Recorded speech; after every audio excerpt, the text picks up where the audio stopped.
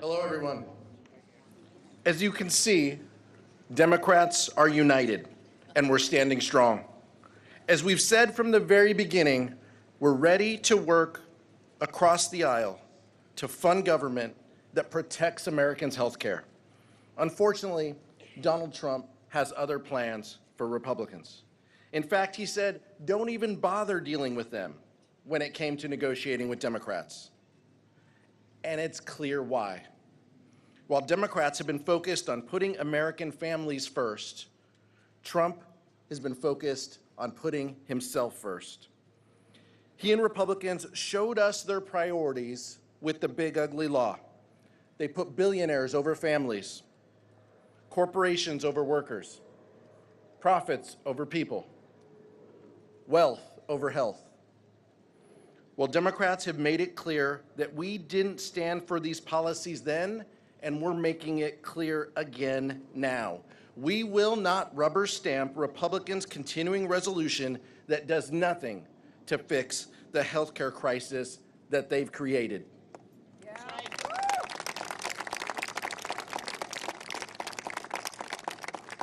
If congressional Republicans fail to act, premiums will skyrocket 90% next year for over 20 million Americans who rely on the Affordable Care Act credits, and over 4 million Americans who will lose health care coverage. Let's put this in real terms. Children won't be able to get their medication. Seniors won't be able to see their doctor.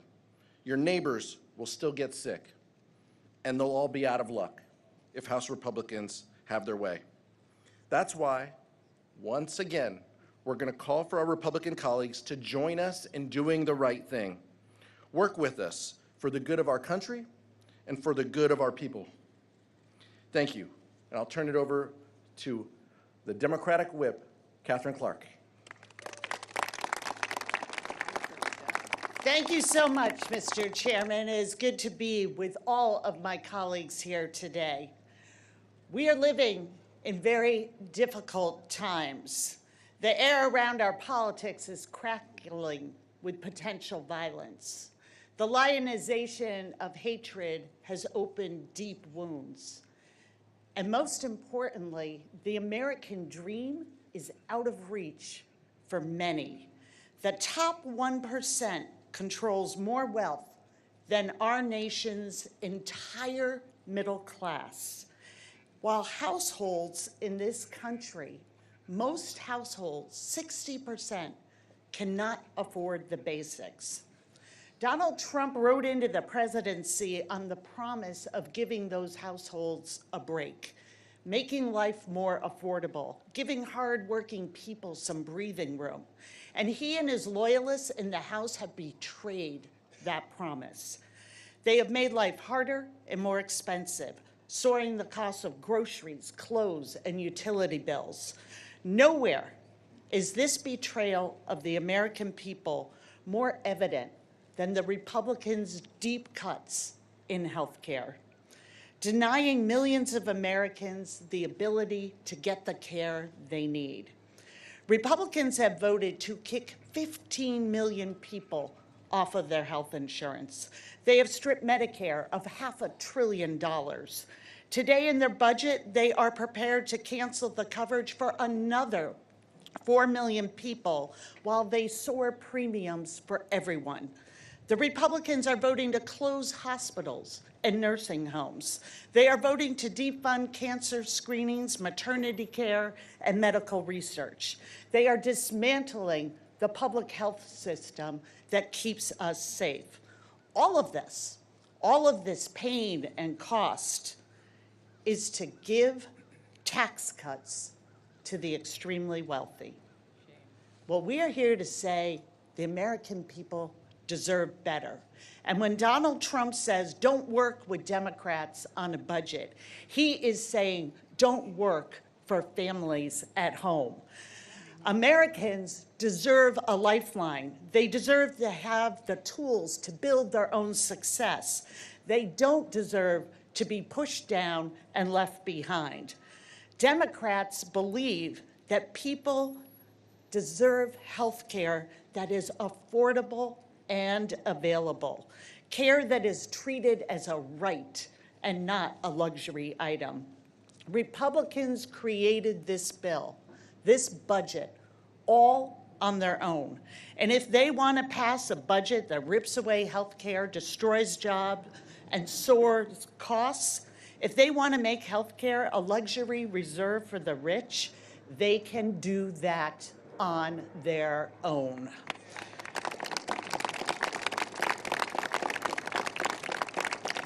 Democrats will be voting for the American people.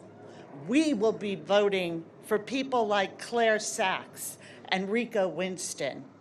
Claire, who has joined us, is a small business owner who's here with us today to talk about that she's a hardworking entrepreneur and she depends on the ACA to get by. We are voting today for the American people and for Claire. And Claire, thank you for coming and sharing your story. The mic is yours.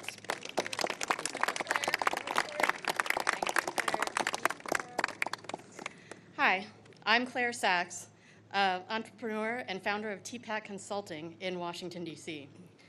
I'm here today because Congress is facing a decision that will determine whether millions of entrepreneurs like me can keep their businesses open.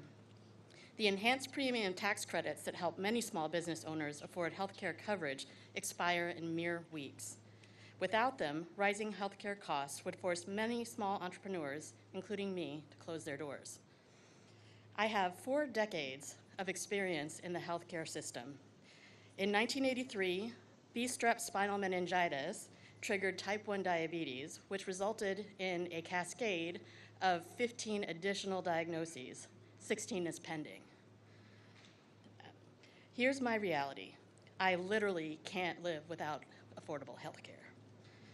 I use an insulin pump that without coverage would cost $7,500, and the insulin that goes in it runs about $330 a vial, and I need 36 vials a year. Altogether, my healthcare costs without coverage would be about $30,000. That's a whole 50% of my annual living expenses. Before the Affordable Care Act passed, I was job locked. I only worked for companies that could afford my health insurance. Starting my own business wasn't even a twinkle back then, because had I approached an individual policy provider, they would have laughed me out of the room.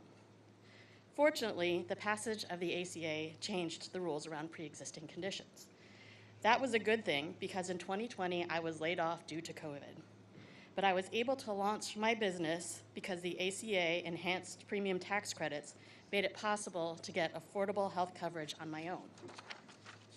Today, those credits are the only reason I can afford both my business and my health. And I am not alone. According to a Small Business for America's Future survey, 55% of businesses have owners, employees, and/or families who rely on premium tax credits. But those credits expire at the end of the year. Kaiser Family Foundation estimates that insurance rates will spike an average of 20%. For many small businesses operating on slim margins, a 20% healthcare increase is mathematically impossible to absorb and will force a lot of hard choices. I would likely have to close my doors and get a job that offers insurance benefits. Small business owners are facing economic pressure from a lot of corners this year, from tariffs to inflation to a tax code that favors our larger corporate competitors. A dramatic rise in the cost of health insurance could be the nail in the coffin for many of us. 30 million small businesses employ half of America's workforce. We are the backbone of America's economy, providing jobs and economic activity in every community across this country. These credits are an investment in our entrepreneurship that pays off many times over. When you price entrepreneurs out of healthcare, you risk taking millions of productive members of society out of our economy. We need our leaders to take action. Extend the enhanced premium tax credits now. Small businesses built this economy, and while managing our health conditions, we deserve healthcare that doesn't bankrupt us for needing medicine. Thank you. And now I'm going to pass it to Rico Winston. Thank you. Good morning. Good morning, everyone. My name is Rico Winston. I'm the proud father of an amazing young man who's created and designed by God perfectly, and he has a diagnosis on the autism spectrum. His name is Israel. I am concerned about how America and the world will look at him, what inequality and racial divides will be awaiting him due to the color of his skin and the fact that he has a disability. Medicaid is not a luxury, it is a difference between security and fear. No parent should ever have to choose between putting food on the table or taking their child to the doctor. Also, no family should ever lose medical coverage. It is peace of mind. When people have access to care, communities are stronger, children grow up healthier, and families are able to move forward without being crushed by medical debt. Strength and empowerment ripples outward when our communities thrive. States and our nation thrive. The positive impact is undeniable. At the heart of this is a simple truth. Every single person deserves the dignity of care, regardless of income, circumstance, or zip codes. Thank you. Healthcare is not just policy, it is humanity. Invest in Israel and all Americans, providing Medicaid, which is essential for the development and growth and the future of America. Thank you.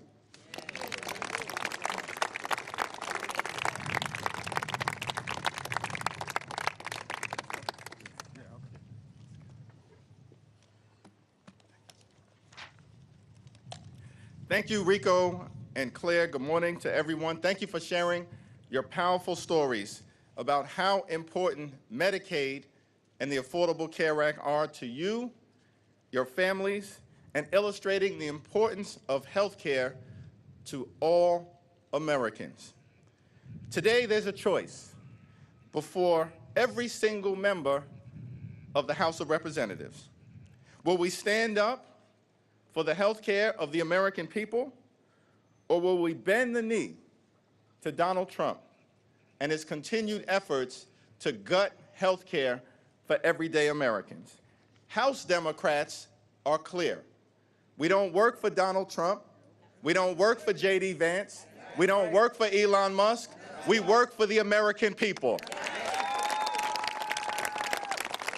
And that is why we are a hard no on the partisan Republican spending bill, because it continues to gut the health care of everyday Americans. Now, House Democrats are willing to work with anyone, anywhere, at any time in order to make life better for the American people and lower the high cost of living.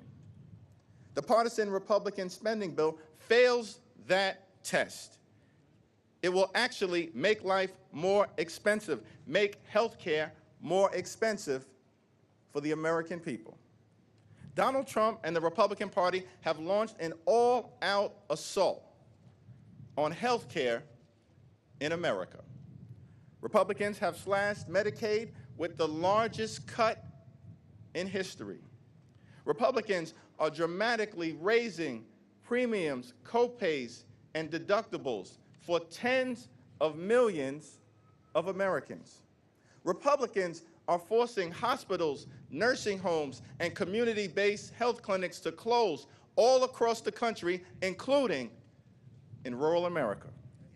Republicans have set in motion a $536 billion cut to Medicare. And Republicans are cutting off funds for medical research, even for children with cancer.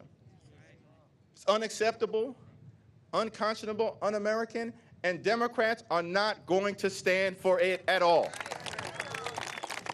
At all.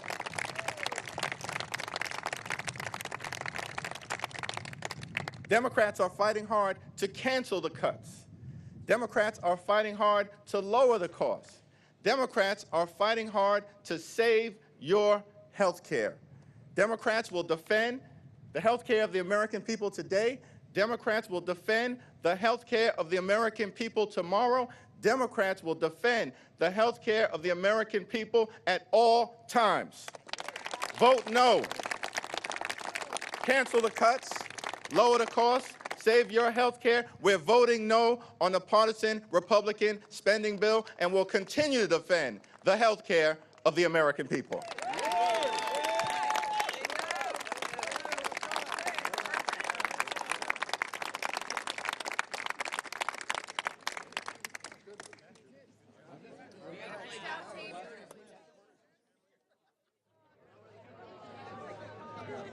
I need those photos. My SD cards are full.